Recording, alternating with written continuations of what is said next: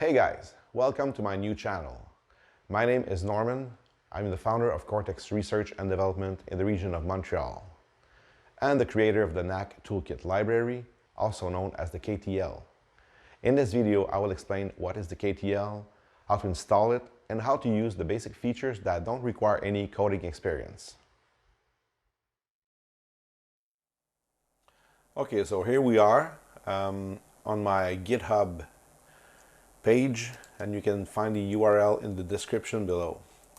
So this is where the project lives, all the files, and also the instructions, and there's a lot of stuff in there. So, okay, what is the KTL? The KTL is it's a collection of open source JavaScript utilities that eases Knack application development by adding several cool features that are not easily created from the ground up.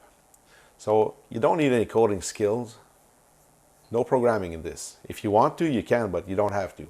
It's keyword based. That means that you use the builder. At certain places you can add keywords that will trigger the features that you want if you want them.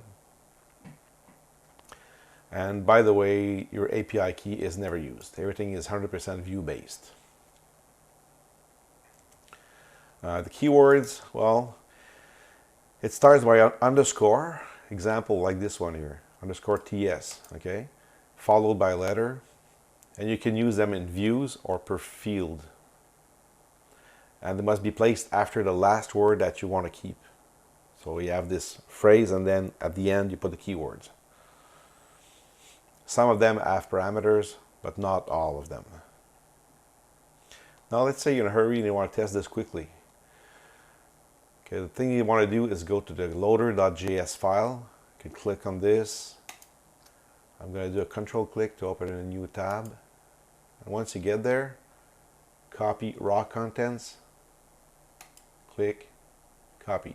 You can now close this, go into the builder, paste that code in JavaScript, save, and that's it. You're done. CSS, leave empty. And by the way, if you have some CSS and JavaScript, no problem. You can leave it there as long as it's after. This must be the first thing at the top. So let's go back in the page and see what this is my little application I've just created with the like random records just so we can have something to work with. So it's a plain application, and if I press refresh, now that the KTL is installed, you can see at the top right here it says the application version and the KTL version. Right now we're at 0.97. So what has changed? First of all, you see the colors have changed. We have a hover that is customizable, and we can see where the inline editable fields are just by their color. And let's say we go for a quick example of how to use the keywords. So this is the same view we're just looking at, okay? And let's add a timestamp in the settings. Go at the end. You can add the keyword here or in the description. It does not makes no difference, okay? So this means underscore means it's a keyword, and TS for timestamp. So just adding this, save and refresh, and now you have a timestamp there, okay? If I press search, it's going to refresh again and again. So it shows you when was the last update of that table. If we keep going with this and add another keyword, let's say this one, we're going to add it there. Auto refresh equals 5 seconds. Every 5 seconds, you're going to have an automatic refresh of that table. So we have 8, 13.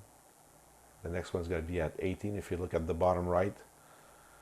So that's it. Simple as that.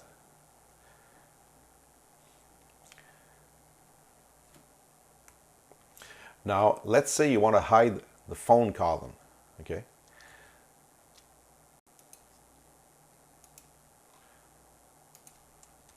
Hide column equals phone. F5, gone. Okay. Let's say the email, you don't want to be able to modify it, because right now you can click on this and edit. Because this one, as we can see, the color is editable. Now let's say we want to protect this.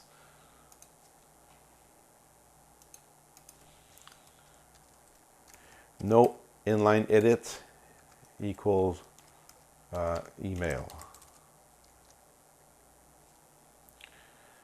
And I stands for no inline. So now the color is going to be white, and you cannot click on this anymore. Can it get any simpler than that?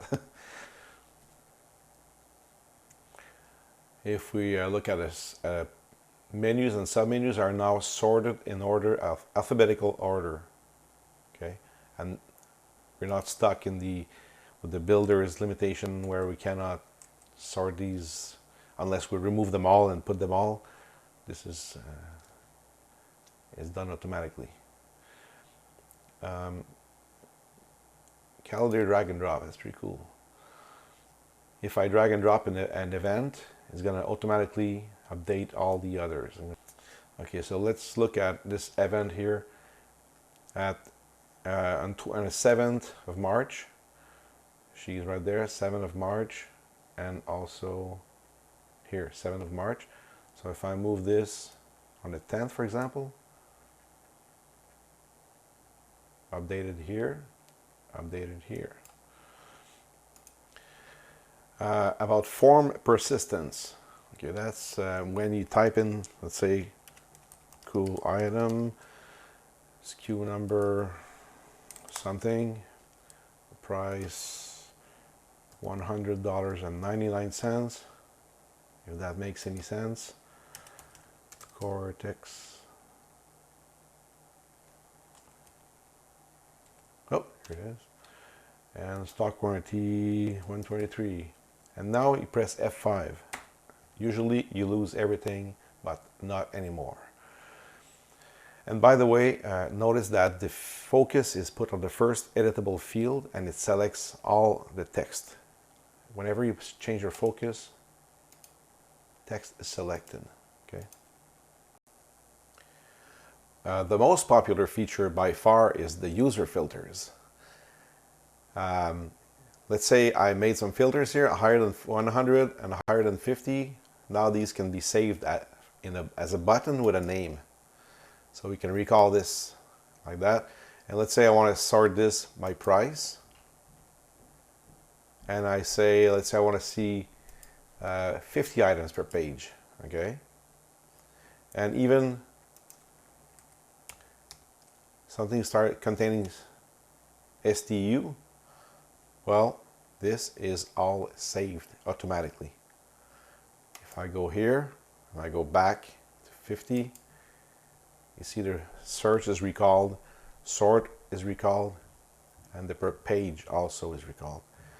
If I go here and I want to sort by SKU but inverted, I can Ctrl+Click to invert, select the sort order. I can say now I want 10 per page only. So this is all saved. Let's say sand, or containing the letter X. Okay. So if I go back to price higher than 50 and higher than 100, everything is recalled. Okay. This is very cool. And you can also rename or delete the buttons and reorganize them with drag and drop. Let's say I want to see price more than 200. Reset this. Oh, there's nothing. Okay, it's a cheap store. More than 150. So all you have to do is click on save. More than 150. And there you go, your new button. I'm going to reorganize them properly, and that's it. And this is persistent. It's saved in local storage, and you close your browser, you come back, it's going to be there. And with a bit more configuration, you can even make those shareable in the sense of public, okay? It's called public filters. So when you right click, if you have the right privilege, you can also share them with all the other users. Let's say the SKU number, okay? I want to force uppercases. Right now, as you can see, you can type anything. So you go in the builder, say SKU. In the description, use C for uppercase. Refresh. And you can only type uppercase now. Okay. And let's say you want only numbers. You can say integer or integer, I never know. So now you cannot type letters anymore. You can do it. See, I'm typing letters and it doesn't work. I can type numbers but no decimal because it's an integer. Okay, also by the way, because stock quantity is a number value, okay, a number type, it will automatically be pre-validated. This means that if I type something other than numbers, it will be pink and the submit will be grayed out. Okay, now I have removed all the code from the KTL, and then I refresh the page and you can see that right here there's no banner, okay? This drop-down field has more than 500 items, so it's search, it reverts to a search type, okay? I mean, it switches to a search type. And if you type insulation,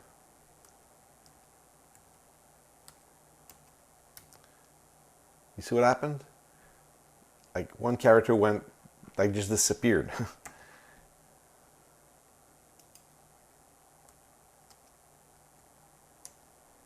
Again, and it does this all the time. I don't know why, but it makes the system unusable. So let's put back the code.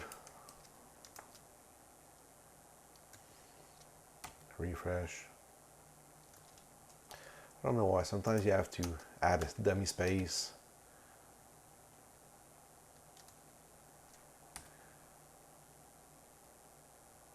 Okay, so now you can type the speed you want.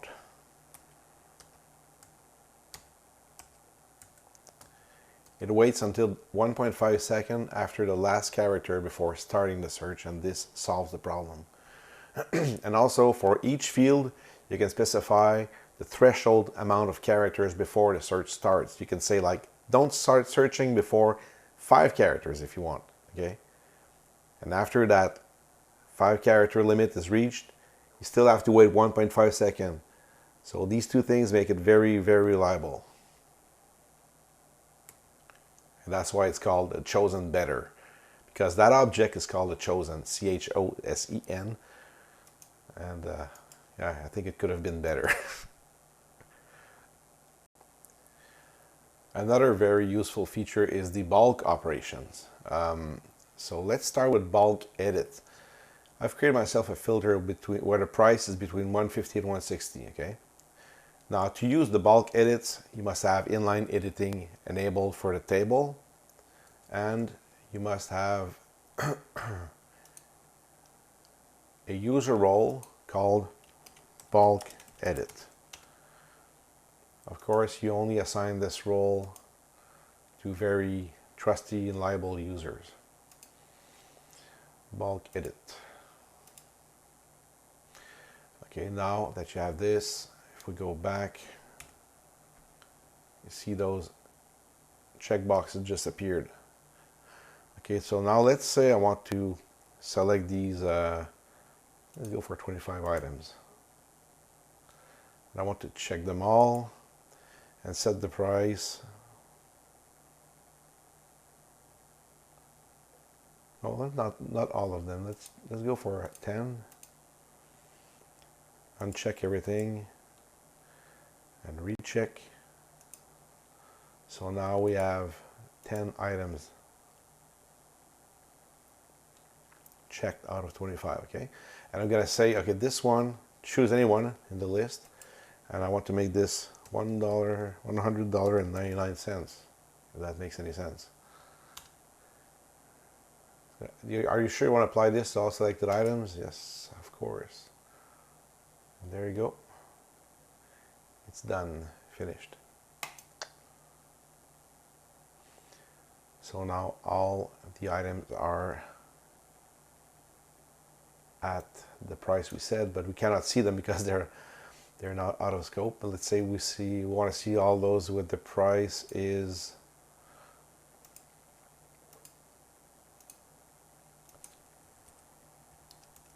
this price. We're going to see that we have 10 items, and by the way, these 10 items are still selected, so now you can do another operation on them. Keep going like this. Okay, let's say we want to assign them all to the store.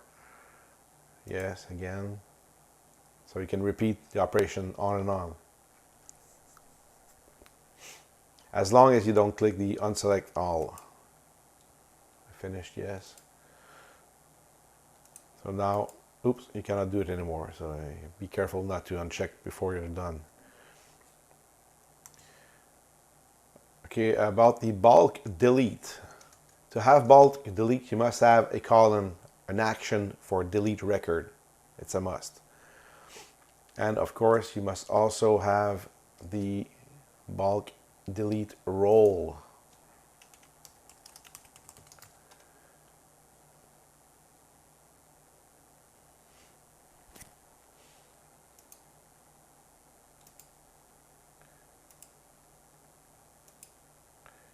Yes, I am trusty and liable. Okay, now you see I have this new button, delete selected. When you don't have a filter, you only have this one, but if you apply a filter, you have also delete all. This one is a bit dangerous, but it's very useful sometimes. So let's stick with this, just this one, and say I want to delete this one, and this one until concrete, excluding concrete. So delete selected.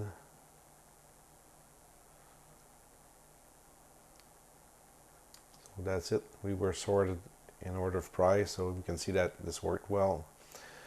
Now let's say we want to see filter on this and see how the delete all works. So we have 16.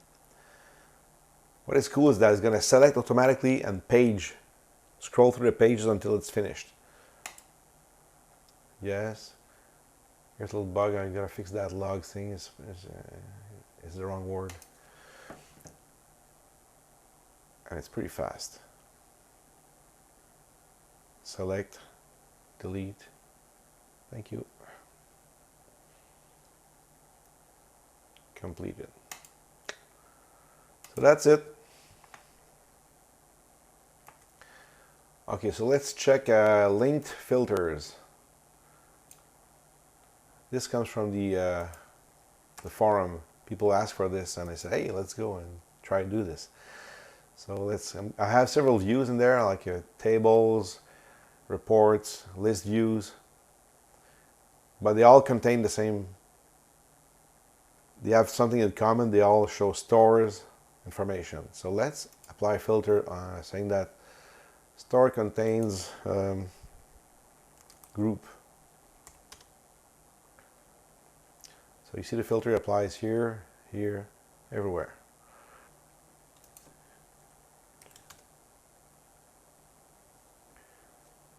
Okay, so you see we have two records, two everywhere. So this is how you make linked filters by adding just a simple linked filter like this, driven by tables. You say LF linked filters equals stores 2, stores 3, and stores 4. So you say when do you apply, so this is the table that has the LF keyword, and these are all the linked target, and you go by the title name.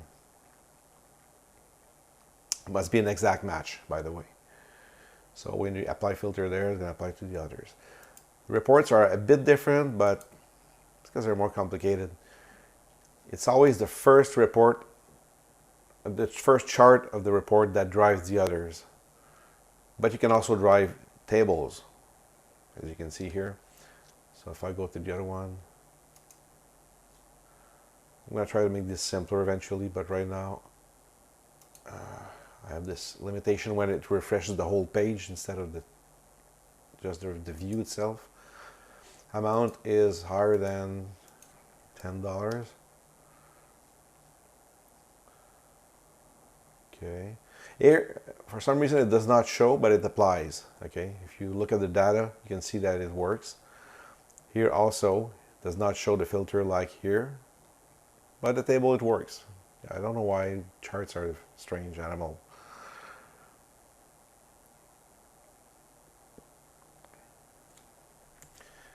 This page has several features in the same page, but the one I want to show right now is the quick toggle. Okay, this is good when you have a table that has a yes/no type of field, like in this case, here also, and here.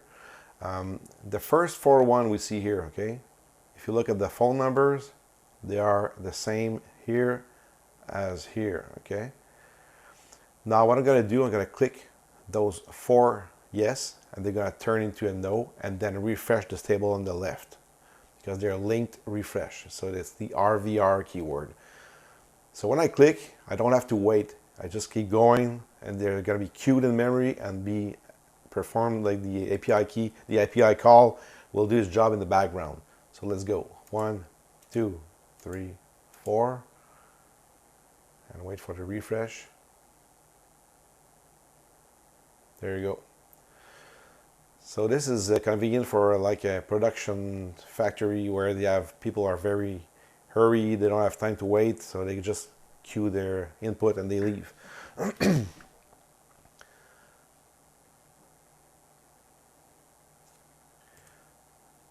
You can notice that this is at 500 per page.